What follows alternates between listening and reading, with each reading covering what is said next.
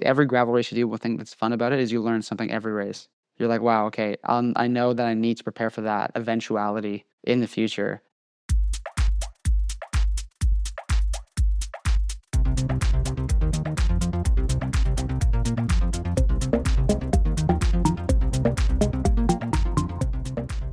Welcome to the Canadian Cycling Magazine podcast. I'm Matthew Piaro. For this episode's introduction, I'm solo, which hasn't happened in a while. Where is everybody, you might ask? Well, it's June, that's high cycling season, and they're busy. In this episode, the feature interview is with Benjamin Perry. He is the current Canadian gravel champion, and he's set to defend his title this upcoming weekend. Listeners of the podcast and readers of the magazine will be familiar with Perry. He started out on the road, racing for teams such as Silver Pro, Israel Cycling Academy, and Astana Premier Tech. For the past few years, he's been a gravel privateer. From Benjamin Perry, we'll hear about the joys and the challenges of being a gravel rider. And Perry has some tips for all riders who enjoy taking on mixed surfaces.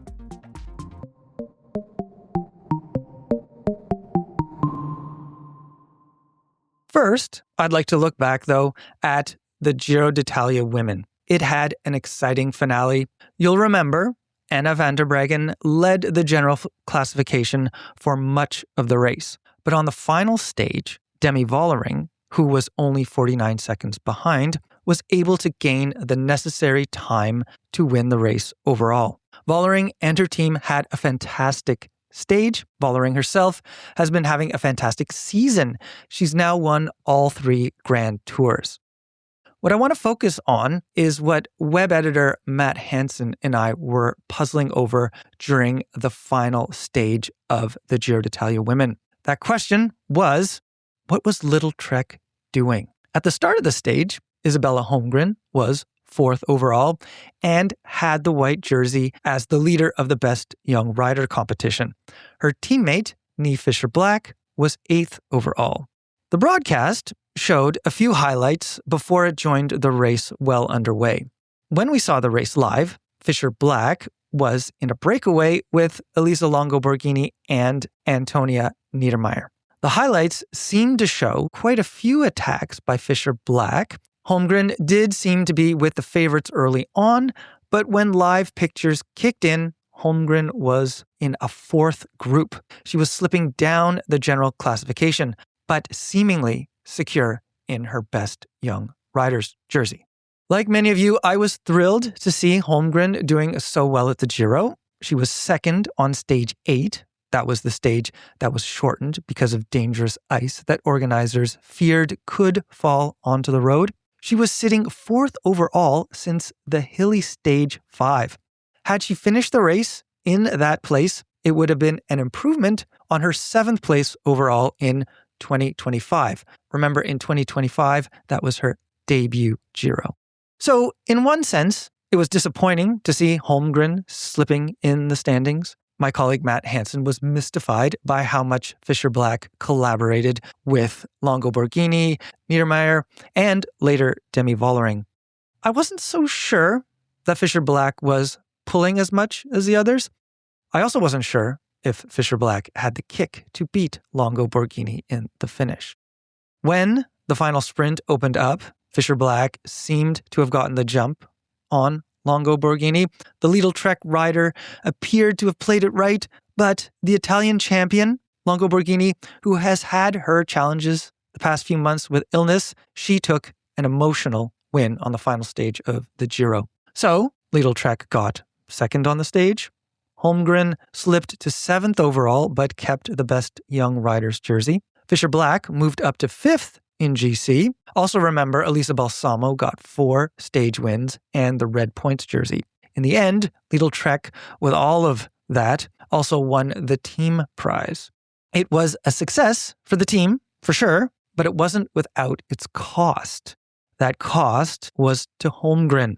4th overall, had she kept that, 4th overall would have shown improvement on her record. It would have been a better representation, I would argue, of her performance at the Giro.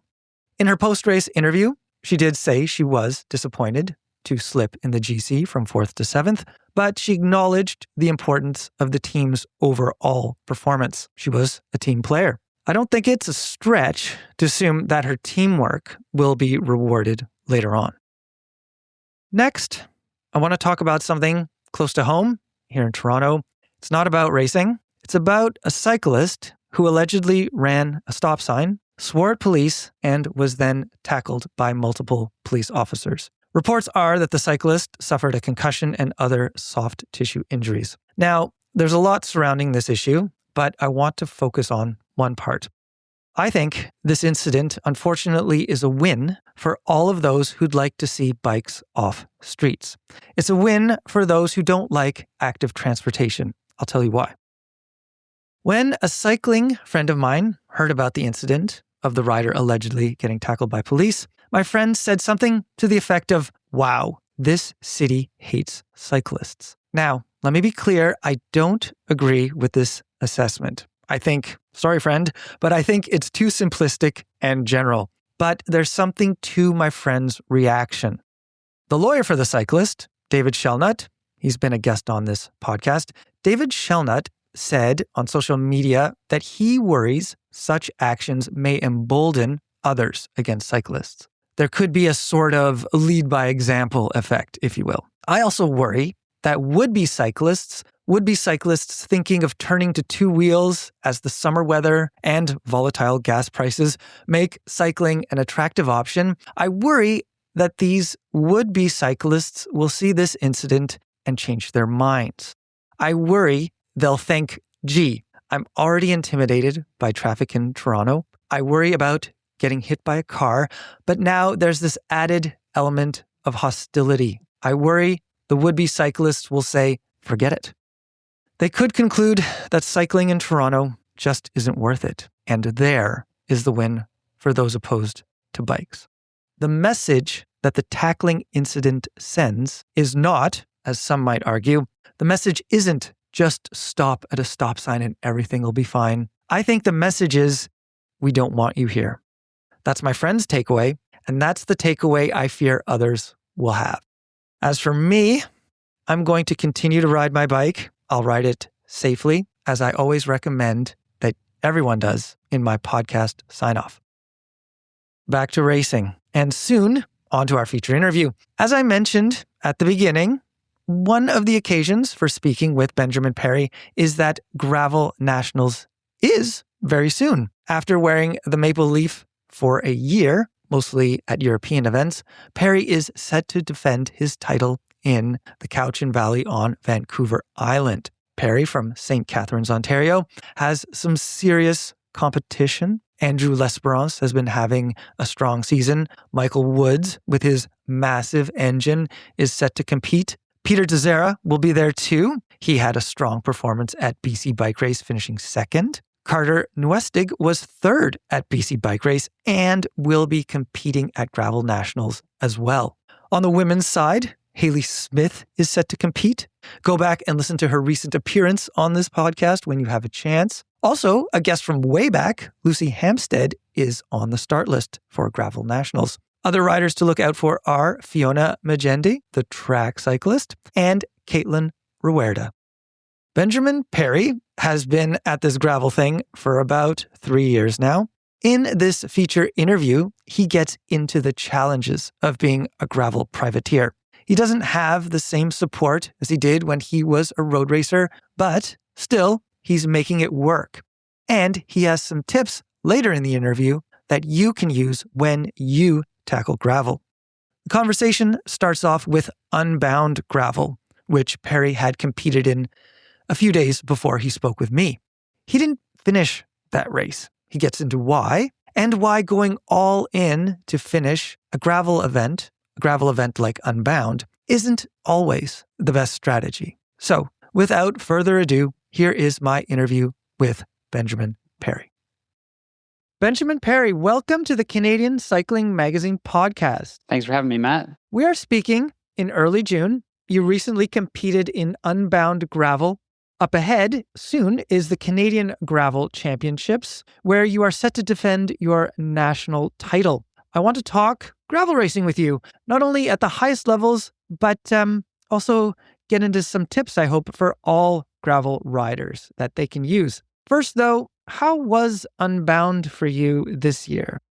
Unbound was exactly as it has gone the last 3 years. Every year I've done gravel, it's proved very trying. It's a very interesting race. Like I have so much to say about it because it's not overly challenging. It's just big, wide, open roads, and it's dieseling and grinding, and it's like how much clearance do I have? Which tires do I use? There's just kind of sharp rocks buried everywhere. 3 years in a row, I've had sort of a devastating mechanical. This year was just 2 years ago was user error. I just rode in some really loose rocky stuff and I shouldn't have, and I cut the sidewall really badly and I had to ride for a while on the flat and change wheels. And then last year I made another mistake of running really, really narrow tires thinking I needed more clearance, and then that was too narrow and I flatted. And this year I think I made all the correct decisions, and then I flatted. We went over a timing mat, like the plastic, like built up sort of speed bump. And I'm not sure if it was exactly the timing mat, but as I went over it, it was just usually in gravel, like you flat and you like, I had foam inserts, I have sealant, and usually it seals and you hear something. And I was like, it went flat really quickly. I'm like, oh, that was a bad one. And it wasn't a very like rough section of road. And I was riding on the foam insert for a little bit. And I was with the group that was probably like the guys in the group finished like 12th through 14th. So still somewhat in the race. And I stopped. I was like, oh, I can maybe make it like the next, whatever it is, 5-10K to the next feed zone and change wheels. And I'm like, oh, I should just try to plug it because sometimes you can just plug it or you just hit it with the CO2 and plug it and you only lose like 30 seconds.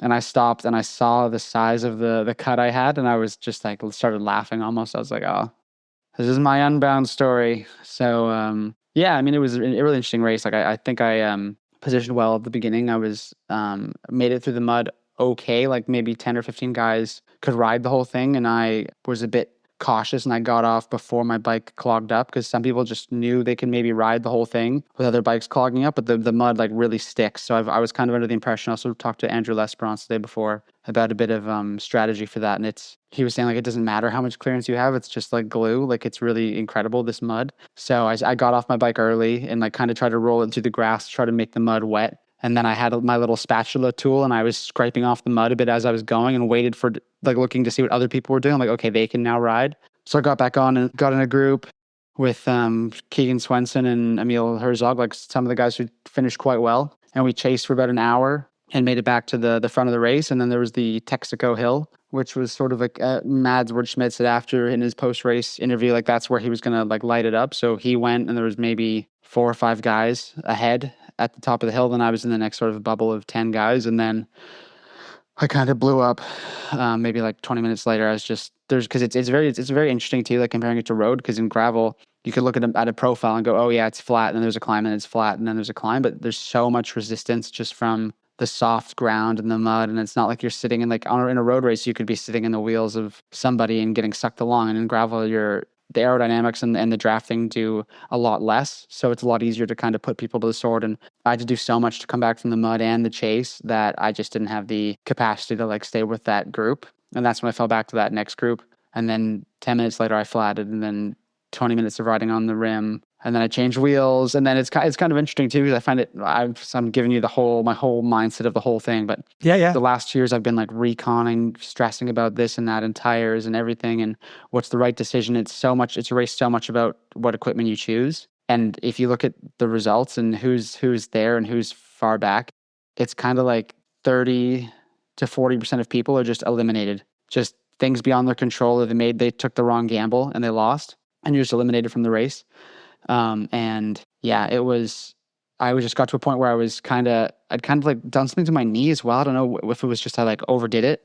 So it's a little sore. I changed wheels, and then yeah, so many wormholes to dig into here. But you see, like some teams have like the pit crew with the bike wash, and then I just got there and I was like, I need a wheel, and then like they gave me a wheel, but I'm changing the wheel myself, and I'm in the pit zone for a couple minutes, and then I was like really in no man's land because I think that our front group that we were in after 100 and something K, we put quite a lot of time into the next people. So just riding by myself for a while, and it's just on top of this huge like. One of the higher parts of the course, and it's pouring rain, thunderstorms. I'm looking down, seeing like 190K to go. I'm like almost 5 hours in and I'm thinking, I've overdone it here. I'm fighting a losing battle. I have nationals coming up and just doing a 10-hour time trial to finish what at best case scenario would have been 15th. But then even that, then it's like, well, that's if people are going to catch me and I'm going to have to bounce back from this or hope that I'm doing better than they are. But even still, that's a gamble. This best case 15th could even be 30th, 40th. And who knows even what else can happen to me in this second half of the race. Like I could still have more issues. So I just made the decision to stop at the next water oasis point and called for a ride.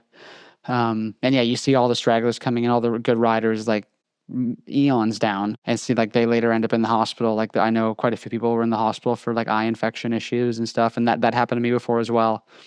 And that's another thing too. That's another big thing with Unbound is the damage you do to your equipment and your body when it rains like that with the mud is incredible. Like Mike Woods was in the hospital getting treated for eye infections, and some other guys I know as well were there. And I was going to hang out with Mike in Kansas City and went and did a whole like barbecue tour after the race. And he's like, I'm gutted, but I can't. He's like, I'm wearing an eye patch. He's like, I'm like a pirate. I can't leave my house. I'm going to have to deal with my scratched cornea.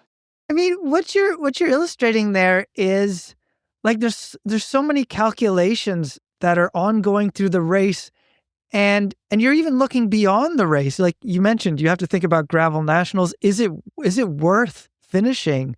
And it sounded like the wise decision, the right decision was just like, no, it's not worth making it to the end just to say you finished. Yeah, I think as well, it's funny because think like a lot of Canadians, like I grew up and there's a bike store in St. Catharines called Liberty, and they had a mountain bike race when I was 14 or 15 years old around the Grape and Wine Festival. And I just did a mountain bike race, got into biking. My dad got into it. Like my whole family started like supporting me, but everyone knew nothing. I remember my dad and my grandfather being like, don't look back, like never look back, like keep pushing, which is in the 100-meter dash, maybe that's true. But in cycling, like I'm like, should be looking back, like, why am I riding as hard as I can if there's 10 guys back there and I've got 6 hours to go? Like I should just take this 400-meter lead I have on them to ride easy and recover a little bit and then rejoin because they are going to catch me. So I think it's a little bit of that sort of mindset of you need to weigh the pros and the cons. And then in making mistakes in the past,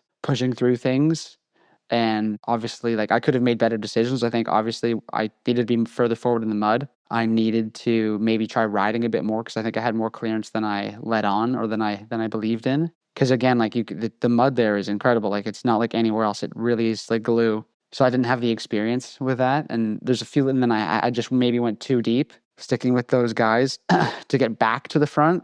Like having been in the front for that time would have been hard to be like a couple minutes down and then make it back with a group that I was actively like pulling in. And then you get to a point where you're just high on the energy of the race. And you're like, oh, like I've just done like a lot of watts for 3-4 hours and there's still 6 hours to go. Like this is uncharted territory. So if I've never done it before and I'm like in my 30s now, I'm not going to just break all my power records. I'm not going to do 345 watts for 10 hours. I've done it for the first 3 or 4 hours, but then I'm not going to just do it again for this and a half time. So then I probably should have been a bit smarter and checked those because it's also so hard in the moment to be like, oh, I'm going to just give up. Like I'm not at my breaking point, but I'm going to slow down. But I think I kind of overinvested and then I got to a point where I needed to pay that debt. And then you realize like, oh yeah, I messed up. I should have, yeah, there's so many factors. Yeah. You've been racing gravel for 3 seasons now. This is your third. And I'm just wondering, we've seen this arc of pro roadies having, let's say, second acts into the gravel world. But do you think gravel will evolve to become so specialized that possibly even a former pro roadie won't be able to make the jump into the gravel discipline at the highest level? Are we nearing that sort of level of specialization? I think the thing now is that the level in gravel is getting like a lot higher. Like I'm fitter than I've ever been, including like when I was in the road. And I think the biggest jumping point issues is that I think there's a mix of people who race road who go like, oh, I'd never race gravel. And then they don't get a contract or like things change and they're like, And there are people who I think are too proud almost because I've always kind of been the guy like I feel like I was like continental, pro-continental, continental, world tour, continental, pro-continental. But I was always in the mindset of like, well, I'm living most of the time in Spain and like have a really enjoyable lifestyle and I make enough money to live, like why would I just be like, oh, I've got a degree, so I'm going to go back to St. Catharines and commute to Toronto every day and work for a telecom company, you know? Like, I mean, it's still it's not a bad life. And I'm like, well, this is going to end. So why would I stop? But I think the reason that people will maybe be slow to jump to gravel, it is a lot harder than I think people think. And the level is a lot higher than people think. Obviously, obviously, you can't take the top gravel field and race against the top road field. It's more like the third tier road field. But the guys in the third tier road field, I would say I know for a fact, like all of them are making double, triple, quadruple what aside from the top 1 or 2% of gravel riders make. And it's a lot of time investment, like especially as a privateer. Like today I like cleaned my bike again, rebuilt my bottom bracket, like bled my brakes, went for a ride, had more issues. I had to like message a sponsor, like, I think this thing's broken. Can you get one from Poland to Canada by the end of the week? And I'm traveling. And then what tires to use? I'm short on tires. I flat out on the tires. And it's constant. Like, oh, and then I'm going to do these races in August with these people, but then this person's now in Lifetime. So they're doing Leadville. So then now they're not coming. And there's so much to it that unless there's a real team structure and way more money, I think people will be hesitant to switch to gravel. And there is like the specialized skill aspect to it where I think also as a Canadian, like I grew up doing like Paris Lancaster and Tour of Pelham, these kind of races where the weather's bad and you're racing on gravel roads. It was gravel before it was gravel. Yeah, before it was cool. Yeah. And then you do like cyclocross in the fall just because the weather's again bad and you're not going to ride on the roads in October, November. And you get a little bit of those skills, but then you do see some guys who are coming from like, oh, I'm from London and I'm just used to doing laps of the park and doing crits. And they have skills, but they're not forced like us or some people's backgrounds. They're kind of forced into doing a bit of mountain bike, a bit of something else. And they have a baseline of being like, oh, I know what it feels like to like lose my back wheel in a corner and be totally okay with that. Right. Yeah. So what are I think you've touched on some of these, but what are some of the non-bike skills that a gravel racer really needs to master? I'm hearing logistics, but what else do you have to master to excel in this world? Kind of everything. I mean, to be honest, like I think I'm really well supported. Like I've got great sponsors and I have most of my expenses are all covered, and like logistics I can balance things. And I mean I don't spend like I'm flying private to Kansas, you know what I mean? I'm being smart about everything and teaming up with people. But yeah, so yeah, logistics is massive. Like remembering to enter races on time. Bike mechanic stuff is huge. Like not only because in the race, obviously you don't have a follow car, so you have to have a decent amount of experience with bike mechanics. And like even today, like yeah, I could bring my bike to a mechanic and get it fixed, but I would be spending so much money a year if after every race I needed to get my bike fully serviced, and it's not really an option with how hard it is on equipment. So there is a lot of, you need a lot of mechanic skills. And then, so it's like, well, I was in Emporia, I was staying in a handicap accessible hotel room. So it had like a big shower and a little kitchen. So I could do all my cooking. So I'm like walking and I didn't have a car. So someone dropped me off in Emporia and then I would walk to Walmart and I would just like have a backpack full of stuff and I'm having like microwave rice. And then I'm like switching my wheels. Because I had a set of prototype wheels from Industry 9 and I had one set of each tires that I wanted to use, but like wide and a narrow version. And then I was originally using the wide version. So I probably spent 4 hours in the 2 days before the race, just like switching cassettes and foam inserts. And then I can't get the foam insert in, but I'm like, I don't have all the tools. Like I brought as much tools as I thought I needed, but then I didn't bring a floor pump. So then I was like going around the hotel waiting for somebody to come out of the room who looked like a cyclist and be like, hey, do you have a floor pump? Because I need to like seat this tire. And so you were lurking casually? Yeah, I mean, it was pretty in Emporia around Unbound week. It's like pretty easy to find somebody who has has a floor pump, so it's not the end of the world. But I think again, like even bringing it back to the road aspect is like I do look back and think, wow, it was so nice when you could travel to a race, especially being pro conti or world tour, when you're like, oh, I just need to bring like my team tracksuit and that's it. So you kind of mentioned some of the stresses you face as a privateer versus you faced as a pro road racer. Are they better, different? Like, I guess they're just different, and you're managing them. The pressures of being a privateer, and you miss a mechanic.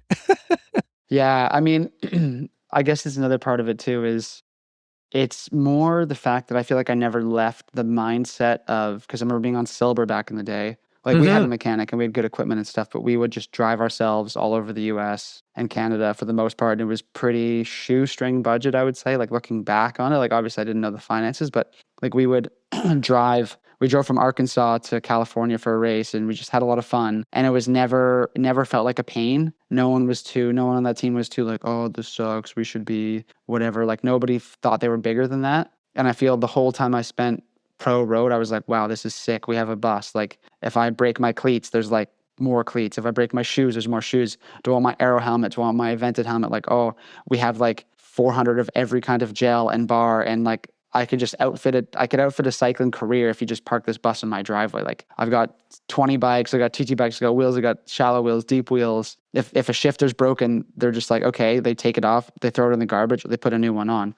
Where that was really luxurious. I never thought like, I almost felt like maybe I never felt like I belonged there. I was like, wow, like I'm lucky to have this opportunity. This is super cool. Where gravel's a bit more, like I would say I'm doing well and I have all the things I need and I'm supported well. But now it's like, well, if I've got an issue with my bike, maybe it's something that's worn out that's specific to this brand or this thing, and like where am I going to find it in St. Catharines? Right. Or like I don't have, if I need to buy a new shifter, it's like I got to message the guy from Guava, be like, hey, like, and he would be cool with it, but I'd be like, hey, my shifter's broken. He'd be like, okay. And then I'm like, where do I find a SRAM red shifter in St. Catharines? So just a single shifter. And like, oh, then maybe I'm like, I have a buddy in Toronto who has one who's not using his bike. Like he's let me take it off. Then I drive to Toronto and bring it to the shop there and they like take it off and set it up and bleed it. And then I've spent $1,000 and I got to get him a shifter back maybe or something. And those kind of things where it's weird when you think like, well, I think I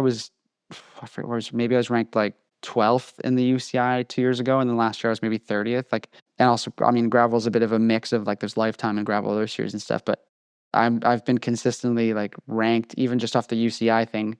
Sorry, I'm just being really arrogant right now. I feel like I'm just tooting my own horn. I'm just trying to say. Like, are you saying there's like maybe a mismatch? You have these results which put you at the top, but like this is what a top level rider does. He's sometimes like borrowing stuff from his buddy in Toronto. Yeah, like that's the reality. Even if you are like near the top of the pile. Yeah, like that's the glamour. That's the glamour of it, right? Like even if you're unless you're, that's where it's changed this year with these kind of super teams that come in. Like that's the big difference with the privateer, I guess. Depends too, because you're just on the road so much too, and you're always traveling with everything, which is also challenging. Is you're like, oh, I need to bring all of these things for all of these possible things that can happen, but there's also a weight limit.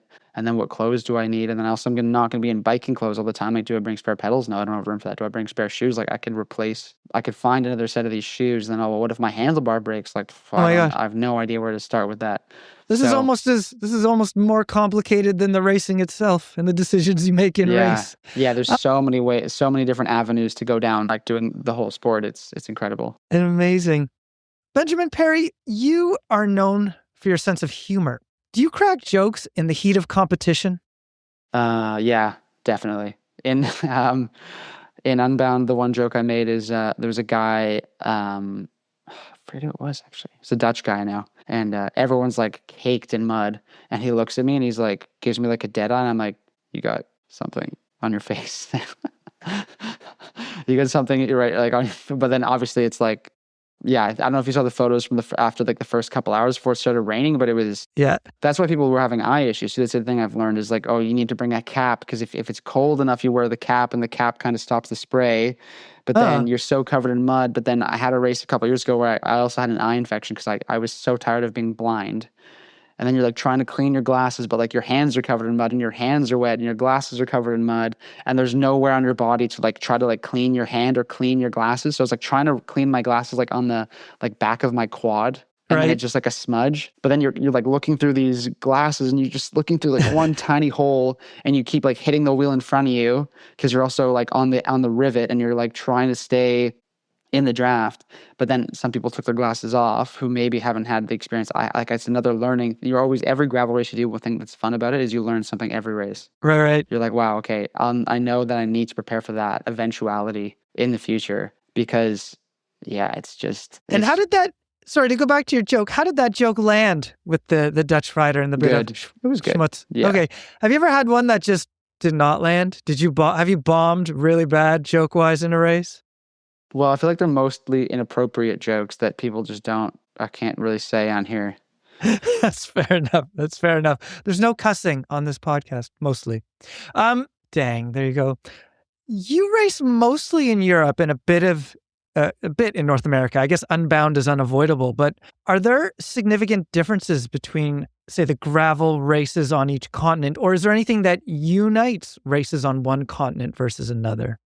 Well, yeah, this is the thing. I've done Unbound 3 times now. I've done nationals in the Ghost of Gravel, it was called last year. Um, Paris Dancaster. I would say it's just kind of the Canadian races are a bit more closer to European races in my experience because I've only in the US, I've only done Nebraska. It's called Gravel Worlds, which for me is offensive, but it's called Gravel Worlds. I know the one. It's offensive because it's not UCI Gravel Worlds. Yeah, it's because they call it Gravel Worlds. It's kind of like at the start line of Unbound, they probably said this is the Super Bowl of cycling like 30 times. Like every time they got it compared to something. And I was thinking, no, this is.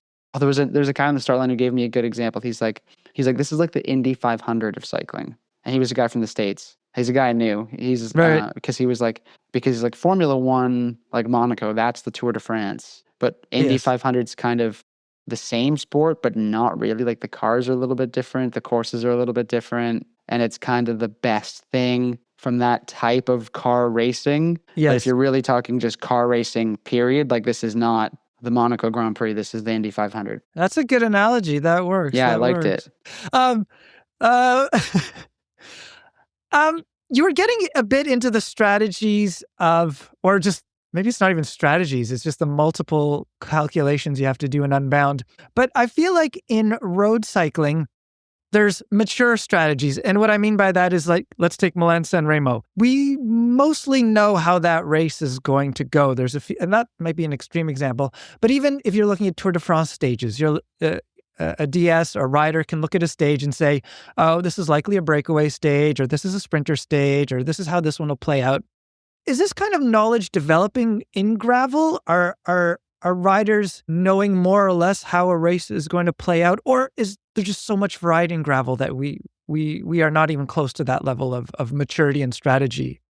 I would say, based on my experience from road and watching a lot of road racing as well, and it's also maybe part of the reason I was kind of happy to leave road is so much about team controlling. Like you see Pogacar now, like they just ride the front as hard as they can. They know everyone's suffering, but Pogacar's suffering the least. They hit the climb. Pogacar's the freshest, and it's over and done with. And I feel like gravel is kind of where I would say it was a bit more racing, a little bit more chill between sections, or between like key points, and then going super hard on climbs. So it's a bit more polarized. Where now the level just keeps going up. That it's just kind of like a time trial, and what you have to be prepared for is changing. Unbound more so because it's just there's nothing really interesting or challenging. It's just there's somebody on the front going as hard as they can at all times, and you're on the train or you're not on the train. And I think it's predictable in the sense that it's just hard from start to finish, and there's moments where you have to have a good position. But then I guess it's also going back to comparing North America to Europe. Is North America, it's not that much about where you put your front wheel. It's just get there and suffer, and it's more like running or rowing, I would say, where it's just diesel it out and then the strongest survive. Where Europe, there's a bit more of flexibility for like what's your positioning skills, what's your descending skills, how good are you in single track, can you climb, can you do this like big alpine descents. Where yeah, I guess if you'd said like, okay, to my mom who's not like a cyclist, ride the Tracker course, she would be off her bike walking more than half probably. And then Unbound, if it was dry, without the mud aspect, she could ride the entire thing like without a single issue. Should just be like riding on the canal path in Niagara. Like Right. it's just like a transport truck wide. Yeah, if okay, no mud, and there's someone to help her fix her flat tires, she could do the whole course, and she would never go like, oh my god, that part was so scary. It would just be like, oh, there's a little like rocky part, and I just Right. But so there are sections of Traca where you have to be a bike handler yeah, to be you able have to to have navigate them. Yeah. yeah. I mean, I'm sure like most people could get through it, and then it's just a matter of how fast Right. can you cross that? Can you get up this steep climb? Can you get through this technical bit? Um, So you've lived in Gerona for 10 years now. It was already a cycling hub for pros when you got there. How has it changed since then? Or maybe more importantly has it managed the growth and popularity well? Well, there have been sort of some anti-cycling protests a little Really? bit at times, yeah. Well, there was kind of like one sort of burst last year because in Spain there was a lot of issues with like over tourism. Hmm. There's a lot of stuff with like yachts, cruises coming into Barcelona, and people just filling the streets. But they go back to the cruise for lunch and stuff, and they don't really buy anything, and they're just like, boom, here's 20,000 people just injected into the port of Barcelona. That's a little side note, I guess. But there is a lot of cyclists moving in, driving up prices, and yeah, it's honestly it's changed massively. I think mostly since COVID. But like when I first moved there in November 2016, there was Christian Meyer's Cafe, Fabrica. There was Bike Breaks, Bike Store, which was great. They had like a social ride, but it's out of business now. But it was a British and Dutch couple.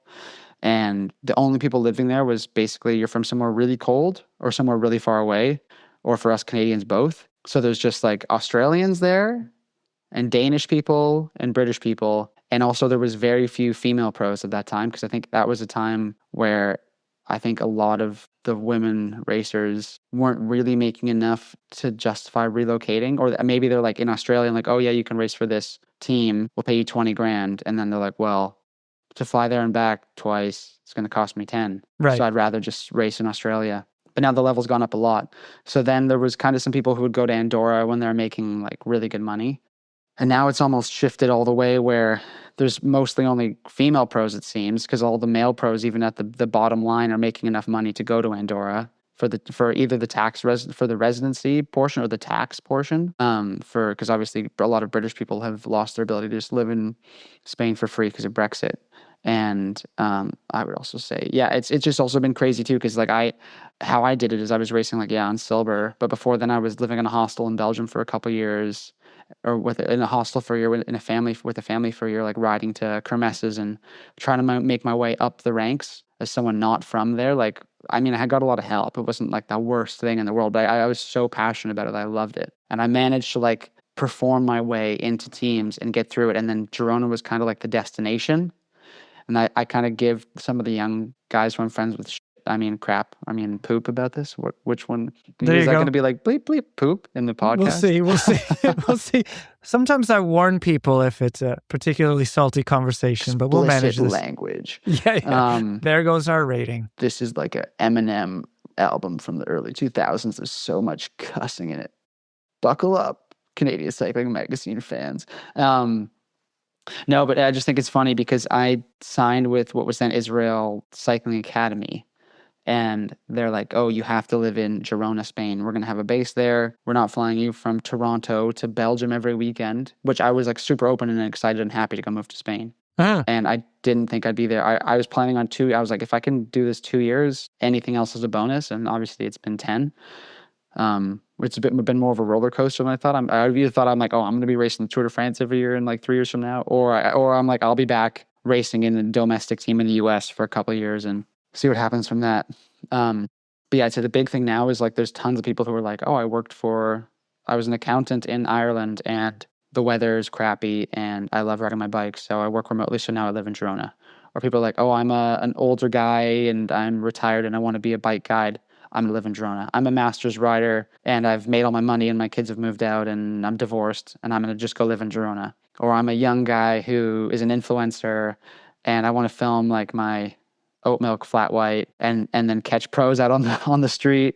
I'm going to go live in Gerona. So I get a little bit like, I don't mind it. I think like whatever, I don't care what people think, I guess is another big thing about living in Gerona is some people don't go there like, oh, it's a snake pit. I'm like, well, what are you so afraid of being judged about? Like some people are so hoity-toity about like, oh, I'm world tour and you're not, or I've done this and you haven't. And then like I noticed too, I've ridden the wave so many times. Like I remember being on Astana, like you see someone, like you wave at everybody, like it's the Canadian way, right? Like if in St. Catharines, if someone's on a bike with drop handlebars, there's like a 95% chance I know them.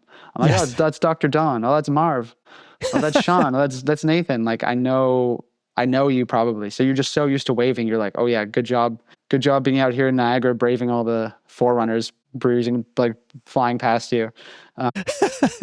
But surely you don't get coal rolled in Niagara. No one does that. Rolling coal. What's that? Oh, you've been out of North America too long. When someone modifies their diesel truck so that it spews black smoke when they go by you. No, I haven't had that actually yet. Rolling coal. Well, I had it north of Toronto a few weeks ago. It's unpleasant. Not pleasant. But anyway, so Gerona has evolved a lot. There's not F-150s spewing smoke on you yet, or diesel smoke on you yet. But recently, actually in late March, you won the, I might say this race wrong, the Gravel via Salaria de Cardona. And that race doubled as the Catalan Gravel Championships. You're the Catalan Gravel champ. How do you feel about that? Well, it's a little bit of a weird one because obviously Catalonia is has a bit of a separatist movement, and they had an election blocked, I think, right the first after I'd been living there for like 10 months, September 2017, they had an election, or it was illegal. I mean, obviously I don't know who I'm offending and who I'm applauding as I say my side of how I interpret things, because I don't have a dog in the fight. Right. But it's a bit of a strange one, because like this weekend I'm going to go race the Screaming Squirrel in Ontario, and I've always thought, like, if there's a local race, you should support it. And the local races are really well run in Spain. Like, there's races that are like, they have prize money, there's lunch, it's completely marked, there's volunteers. It's like that race was 20 euros to enter, and you got like lunch, you got drinks, there's a bike wash. That's parking, awesome. Like there's a whole paella thing. Like, it's so cheap. Like, and it was like an hour drive. So I'm like, I'm gonna do it, because I mean, if I'm not doing it, I'm just gonna go do a workout anyways. Like, I'm still gonna. It's very low cost for me to go just do a race. So it was a Catalan Cup, so like equivalent to an O Cup, and it's I don't think there's any paella at any O Cups. Yeah, I mean, not like that I know the level, like, it's like Catalonia is officially a province, right, of Spain. So it was like a cup, like a one of part of a series for the province. Right. But then it was also the championships. But then I've raced championships in the past that they have like, I didn't have a good result. It was like a road race, but it's a separate podium. So basically, yeah, I won, and at the finish, I was kind of like, I'm not Catalan, obviously. I mean, speaking of my best Spanish, which is not great, and my Catalan is like poor. I know how to like order a sandwich and say thank you and stuff. So I just said like, hey, I don't get the jersey. And then they're like, no, you get the jersey because my license is from Catalonia. Because I've had a lot of problems with the Canadian license. We're like, oh, you need like a letter of permission to say you're allowed to race here. And then I'd always be, this is a side note, but then I'm like, well, it's a UCI license, like international. Like, as long as I'm on like this globe or flat, whatever you think, like, as long as I'm on this land surface, no, irregardless of your beliefs, like, this is, I'm licensed. And they're like, no, you need like a letter. So anyways, I just switched to a Catalan UCI license. It still has my nationality as Canadian. So it's still like, I still race I'm still Canadian, obviously. And then they're like, oh no, since you have that license, you count as being Catalan. I'm like, can I give it away? They're like, well, if you were disqualified. And then the guy was like, well, you didn't do anything wrong. And then I was like, also kind of like, I don't really want to be disqualified. And he's like, yeah, if you punch me in the face right now, I still couldn't disqualify you, because it's like after the race. Like, he had a sense of humor about it. So, because I didn't want to go to the race and be like, hey guys, like, I'm probably gonna win, so like, I'm just gonna grab my brakes and finish second, because like, there's good riders there. Like, I didn't go there thinking like, oh, I'm for sure gonna win. So, but then I did, and then I realized like, after the race was done, there was really no way to give it away, or just be like, can I step out? Can I step off? They'd be like, well, you can give the guy the jersey, but it's basically an inanimate object at this point. Like, he doesn't have the right to wear the jersey, like, symbolically in future races, because he isn't the champ. So I did like a little post being like, but then again, it's like, back to the political aspect of this. It's like, well, if that happened in Ontario, I don't think anyone would really care. But Catalonia, people look at it like, no, this is a country. Like, we're a sovereign nation, and you're like a foreigner coming in, and you speak a bit of Spanish and not enough Catalan. And so it's a bit of like, there's so many ways to be wrong, almost, I feel, or like to anger somebody. Yeah, it's interesting that you go to this local race and you enter a political a diplomatic situation or a situation that needs a bit of diplomacy, which it sounds like you navigated. I don't think you faced any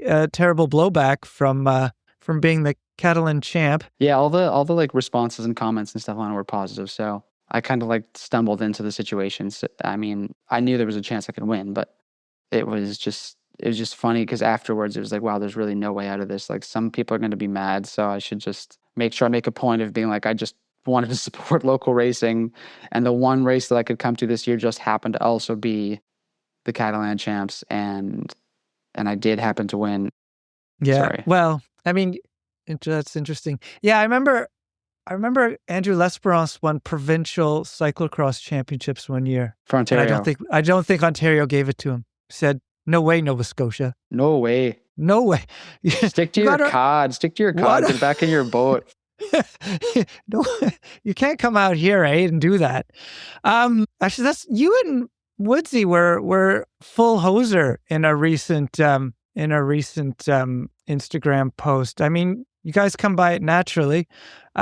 Speaking of full hoser, how's it been being the Canadian champ abroad in your Maple Leaf jersey? It's been great. Like, I mean, obviously, I'm super proud to be Canadian, and really hoping I can keep the jersey. It's been a good year, so whatever happens, happens.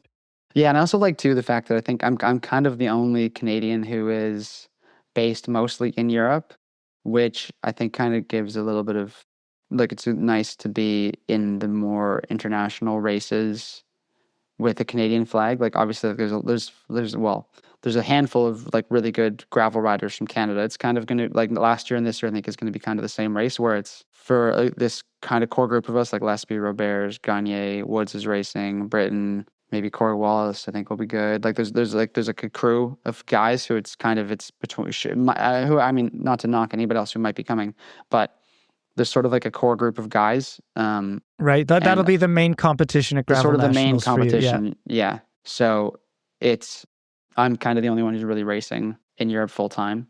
Mhm. And I like that aspect of me kind of, I mean, for now, obviously it's me, I'm biased towards myself winning, but it's nice to be the Canadian guy in Europe, because otherwise I'm just another guy with some sponsors, but I'm like, no, I'm from overseas and I'm Yeah. chopping it up with these Belgian guys and these Italian guys. And I'm like, yeah, we can bring it too. Like I'm not the only one. There's more Canadians who could come over here and do really well. So Yeah. I do really enjoy that. And I'm also just super stoked to be Canadian. And Well, it's just dawning on me. You have so many diplomatic roles there in Spain. You are like the gravel Canadian diplomat. That's really we've been big joking job. too, or I was saying like I'm actually like my life goal is to be the champion of as many places as I can that start with CA.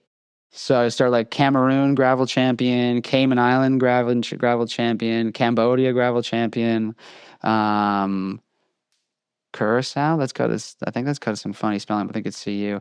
What other I CA think so. places can we think of? Well, we'll work on the list after. There's like 12 probably. I mean, most of them, I think we'd have to make a federation and then make a gravel part of the federation and then organize the nationals and then I can go try to win it. So there's some steps. Yeah, but you can build it in your spare time when you're driving to Toronto to pick up a part. Yeah, when I'm changing bottom brackets in my parents' basement, I can just be like calling somebody like, can we just make this a thing? Like just send a letter to the UCI.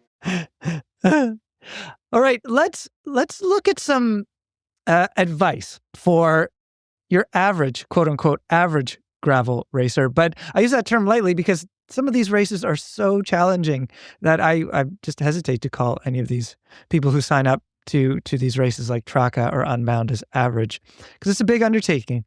What is the one piece of advice you'd give any rider going to Traca or Unbound?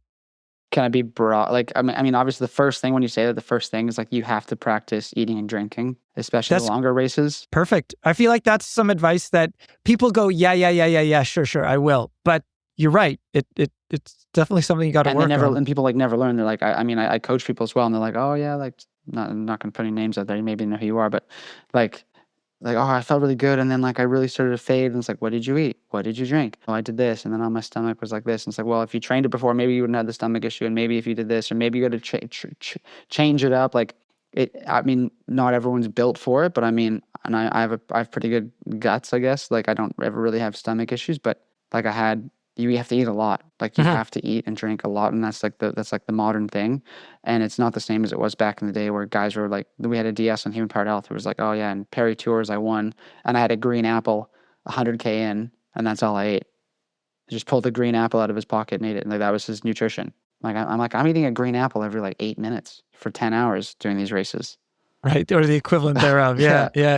The equivalent thereof. So I think that's number one, and it's not like gravel specific advice. It's just especially the longer the races, like carb loading the day before, hydrating, making sure you figure out, like, 'cause I'm a big sweater, so like I have a lot of more.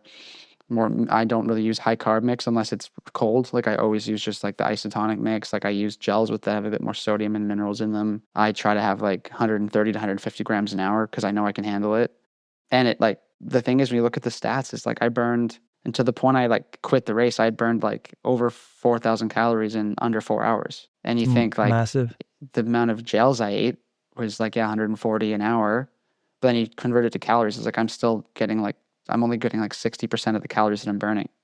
So it's like, it seems crazy. Like, oh yeah, like I think Keegan Swenson had like 1.5 kilos of carbs in nine hours and whatever, 30 minutes, which is, yeah, that's like 120 something or whatever. I saw it on social media somewhere, but it's like everyone's doing it. And if you want to be good, like you have to do it. And if you can't do it, it like doesn't matter if there's air in your tires, doesn't matter if there's lube on your chain, like that is number one by far. Like that's just like, you need to do that to like get to the entry to then see what you can do in a race. Interesting, right. Like I think people really, really, really undervalue it still.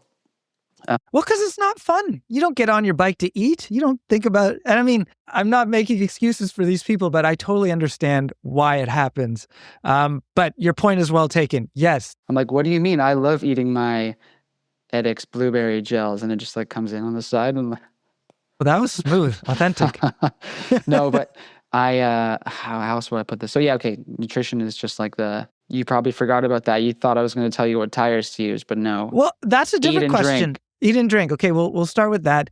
But I feel with tires, like maybe my question is, how do you not go cuckoo bananas worrying about your tires? I feel like people just is it worth stressing over too much? Is there a right amount of stress you should put on the tire selection? I think it's a lot simpler than people think because, for example, I'm sponsored by Pirelli, and they have like an internal document that's all the tires and the rolling resistances. And basically they have the M tire, which like looks like a really chunky mountain bike tire. And then they have this RH one that's slick in the middle. And from their testing, the rolling resistance difference at 30K an hour, 300 watts, it's 5 watts difference. From the chunky one to the slick looking one, it's 5 watts. So now 5 watts doesn't sound like a lot, but is it a lot over kilometers and kilometers and kilometers? Does it add up? In my opinion, it's not a lot. Okay. It's not a lot. So where I'm basically going with this is like for Unbound, I was thinking I chose the slick one in the narrower size to have more clearance. And then also in mud, if you have a slick surface, there's nothing for the mud to like get locked into. Like you might be thinking like, oh, I need this tractor tread to dig through the mud. It's like, no, and it's that sticky. Your wheel just becomes like it's going to become a block of mud anyways. Yeah, it fills. So you have right to kind of dig out through the cracks. There's a bunch of guys who are using completely slick tires and really narrow, and they had no issues at all. And there's so few corners as well. But like for me in Europe, I usually use the M that has way more grip, and like you have better grip like climbing up on loose climbs, and you feel more comfortable cornering. And that's the only thing I think about. I'm not thinking like, oh, I can save 5 watts if I go to these slick tires. It's like, well, if I'm bombing down like a crazy descent and it's like bumpy, if I bump up and I get some air time on my wheel and then it lands on a slick point and I just slide out, or if I'm losing a little bit of grip in every corner and I've got to sprint for another 2 seconds to get back like in the draft, those 4 or 5 watts, whatever, are just gone so quickly. Because you'd rather, and then the thing is too, that's at 30K an hour or whatever, 300 watts. It's like in a lot of races in Europe mostly, like you're going up, you're going down. So weight is almost more of a factor. Interesting. And too, even in Unbound, like, yeah, those extra watts, honestly, actually, they didn't even come into the equation at all. I'm just thinking, okay, I need the slick tire because the slicker tire has still had grip on the edges, but it's not going to hold on to mud. And it's got enough grip on the edges that I can corner as fast as I would with the knobbier tire. Uh-huh. So I think it's more the only things you have to stress about are Do I need a lot of basically how am I as a rider?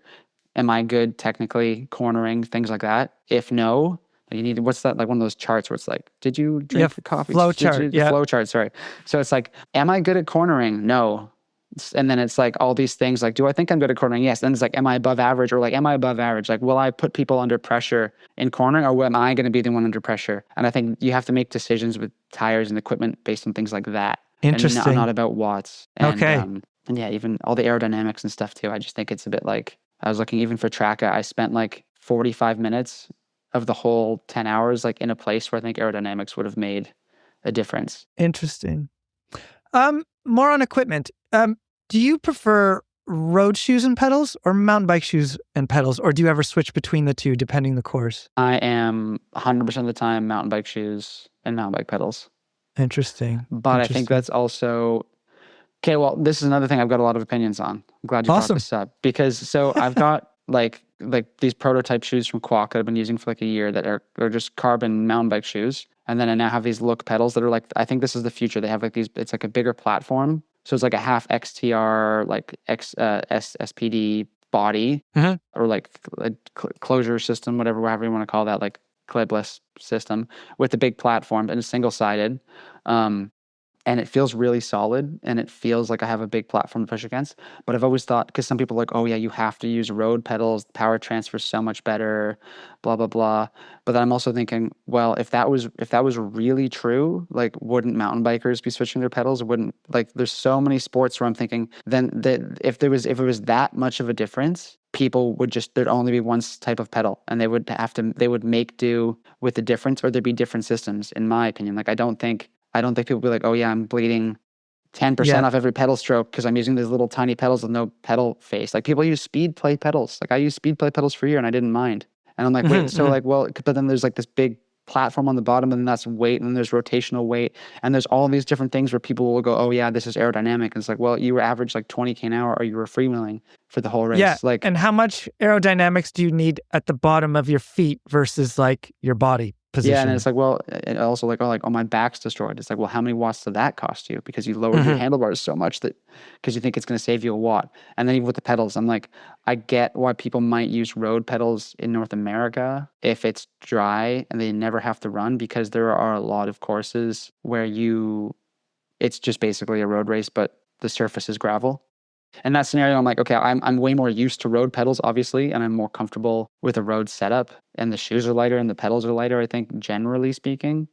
Could be a performance benefit, but yeah, the amount of times I've seen in races where there's like even a moment that's unexpected that you have to kind of like bob and like put your foot down or something, and you see that guy like looking through mud and stuff to put his foot in a race where you never think you need it. And then I'm just like, well, my cleats are new enough. And also you can change the closure system. Obviously, like I loosen mine usually all the way, and just so I like having float because I think it's like it lets your foot go where your foot naturally wants to go. But then also you can just clip out instantly. And I just think having that also level of balance, that if you're like losing it in a corner, you can just do the tripod and stick your leg out. Whereas in a road pedal, you do that, you're like, oh, well, what's my next move? Maybe there's another turn coming up. I got to find this pedal. And then I'm do the same thing on the other side. And I just think, someone can send me a link of testings showing me how much faster a road pedal is. But I really think as long as there's no float and there's no play, it's like then everybody would just use, like we'd have a system now where there's like a shoe sole and your shoe just goes into that, and that's the whole pedal. If it was really true, like I just think this size pedal versus like this size pedal is not the difference maker. I think as long as your like cleats and pedals are maintained and there's no like play up and down, you're not losing anything, in my opinion. Interesting. Well, okay, we'll move on from pedals. I really appreciate the deep dive into that. Maybe one more thing, sort of equipment related, also food related. What is the strangest fueling or food you've faced in a ride? Like, has there been an aid station where you're like, okay, I'm hungry, I'm going to grab this, and you're like, that was strange? Well, okay. Well, what I always think about is the Spanish cuisine is it's like obviously there's levels to it, but it's very specifically Spanish. And at a lot of the races in Spain, there are feed zones where there is candy. Generally, there's candy, which is carbs, good carb to volume ratio. But there's always like fouet, which is like cured meat. There's often like fouet, cured meat, cheese, nuts, beer, basically like all the things that would make you feel worse during Right. a ride. So I just always think that's like a really funny thing. Not that I've really stopped at a lot of those aid stations, but it is funny just to think like, imagine somebody's like doing the tracka and they're bonked and they're like, oh, I need something to eat. And they just eat like a bunch of cured meat and it's like 35 degrees and they've got like 5 hours left to ride. They're like, I need something. I need to feel better. And they just eat like a bunch of just basically dried sausage. And they're like, I feel worse now. I need another feed zone. You know, I did a fondo in Italy and I was not well prepared nutrition wise. And at the top of a climb, there was an aid station and I had to have a meat and cheese sandwich, but then I had to sit down for 20 minutes to rally before I could start riding again. So I needed the fuel though. But yeah, it's not optimal when you want to grab and go. Yeah, it's getting better, but it depends on the race a little bit. But yeah, there's some of them that have kind of funny things where I think it's more for the people who are enjoying. Yes. All right. Final question. What will you do at Gravel Nationals if you come in fourth? If I get another fourth place? Yes. Is that too touchy a subject? I thought it'd be funny. You seem to be Well, I was kind of hoping I was going to get fourth at Unbound because I'd be like, that's another fourth I'm happy with because like the last few races have all been good results, but not like winning, but still like getting fourth at track is good. So like, if I get fourth at Unbound, it's a really successful year full of fourths, which I don't know how many sports you can say that in, just like getting fourth. I know. So for listeners, I should preface that you were fourth at Tracka 360 this year, fourth at the Monaco gravel race, and you were, I think, fourth at Tracka 360 last year. Yeah. So 4 is this number that seems to be following you around. But to your point, not all fourths are created equal. No. Yeah, and it's also crazy too. Like fourth at Tracka last year I had a flat. I feel like I made some bad decisions, I guess, or things I would have changed. I don't think I made the bad decision at the time. And I kind of felt a little disappointed with the level I had and the fourth I got, where this year I'm like, wow, I've freaking knocked it out of the park getting fourth. Like I had a really good race. I made good decisions. I had another flat, but I like handled it super well. I had a crash. I handled it super well. And like the people who were around me when I finished fourth was like, that's like a win. Like that's a huge result. Right on.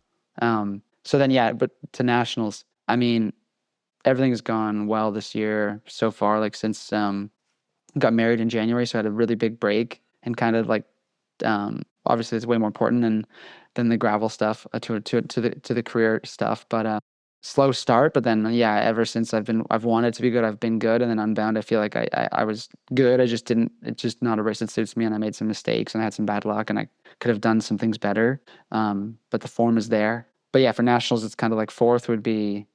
I mean, nationals it's a very brutal race because every race I do, first, second, third, fourth, fifth, sixth, seventh, whatever, like you can gain something out of something, like, oh, top 10, that's points towards a series, or I got fourth amongst this level of riders, that's good. Nationals is like second place will feel the same as last, to be honest. Oh, it's on. Yeah. It'll be on there in on Vancouver Island.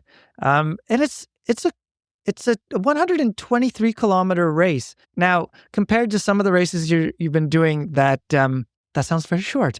But what does that do to how the race actually plays out? Well, I think also like last year was this year's course looks harder. So I would say like obviously there's the kind of the usual characters in Roberge and L'Esperance, and I think Gagne will probably be there. Woodsy is getting fit fast, quickly. Like he's obviously, yeah, like basically not to knock, like I'm sure the other guys would agree, but the other kind of key players in gravel now is like we're all in good shape and we all have a good race. Like it's who knows who can win. Like on any day, like any one of us I think can win based on the course, based on tactics, whatever. But Woodsy's just like, if he does everything right for 6 weeks straight, like he'll just be like, see you guys later. Like it's hilly enough, you know. So it's right. It's, if his talent level is like a tier above any of us. So it sounds like it'll be a good competition this year in on Vancouver Island, Cowichan Valley, and I wish you luck. I wish everybody luck, but you're right here, so good luck, Ben. And thank you so much for chatting with me. Thanks for all the time in your busy North American schedule. Yeah, I'm gonna go work on my bike some more after this. Take care. Thanks, Matthew.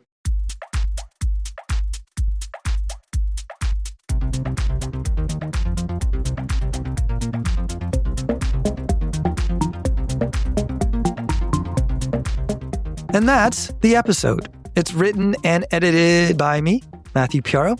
I had help from web editors Matt Hansen and Terry McCall. This episode is produced by Adam Killick. He also does the music. Special thanks goes to Ontario Creates. Thank you for listening. If you haven't already, do subscribe to the magazine.